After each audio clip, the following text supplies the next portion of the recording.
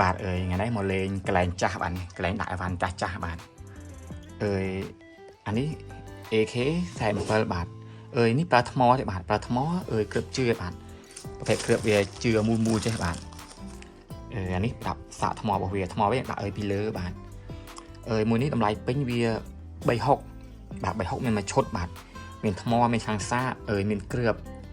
តែខ្ញុំលក់ខាតបាទលក់តអើយ3គាត់ឲ្យបាទមួយនេះ3គាត់ឲ្យបាទហើយស្វាយវាបាត់បានបាទស្វាយបាត់បានអីវ៉ាន់ថ្មីបាទអត់មានមកទឹកទេបាទគឺបញ្ជាក់ថាអីវ៉ាន់ថ្មីបាទគឺមកស្វាយបាត់បានគឺលេងបានធម្មតាបាទលក់នេះលក់ខាតបាទតម្លៃអាចចោះជាងនឹងបានបាទតែខ្ញុំគិតតែ300បាទមួយឈុតពីសេវាផ្ញើឲ្យទៀតបាទមួយនេះខ្ញុំតែងបាទមួយនេះខ្ញុំតែងអស់ច្រើនបាទមួយនេះបាទតែងរិតដតតែងស្នូក្នុងតែងស្ពឺបាទរបស់តែងអស់បាទមួយនេះវាថ្លៃអានេះបងរបស់វាអានេះក៏ដូចគ្នាដែរបាទប្រើថ្ម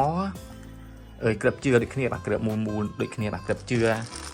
អាយើងលេងតាមភូមិហ្នឹងបាទតែទម្ងន់វាធ្ងន់បាទមួយនេះទាំងវែងឲ្យស្អាតបាទចង់មើលវីដេអូពេញចូលទៅមើលវីដេអូចាស់របស់ខ្ញុំបានបាទចាំងធោរស័ព្ទតិចបាទនេះមួយនេះខ្ញុំអាចទៅលេងខ្លះ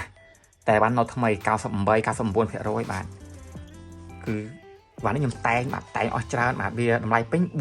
450តែខ្ញុំគិត350ឲ្យបាទខ្ញុំខាត់100បាទលើគឺតម្លៃនេះគឺតម្លៃលក់ខាតបាទអត់មានតម្លៃលក់បានដើមទេបាទចង់មើលរូបភាពពេញចាំឆាតមកខ្ញុំឡើងរូបភាពពេញឲ្យមើលបាទព្រោះអីនេះមកលេងកន្លែងចាស់បន្តិចមកថតឲ្យមើលបាទនេះបាទតើនេះថាស្អាតឲ្យបាទថ្មវាដាក់កន្លែងស្វាយក្រោយនេះបាទថ្មវាហើយបាញ់ដល់មកគ្រឿក៏បានបាញ់រះក៏បានបាទមានចាក់សោបាទឲ្យមើលមកខាងទៀតបាទខាងនេះគឺខ្ញុំតែងអស់ច្រើនបាទរ៉េត10នេះក៏តែងនេះបាទរ៉េត10ហ្នឹង80រៀលអាពើលឿងហ្នឹងបាទ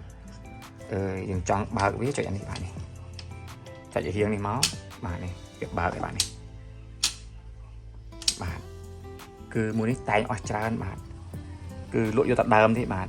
450លក់តែ350ទេបាទវ៉ាន់ប្រើថ្មដូចគ្នាបាទ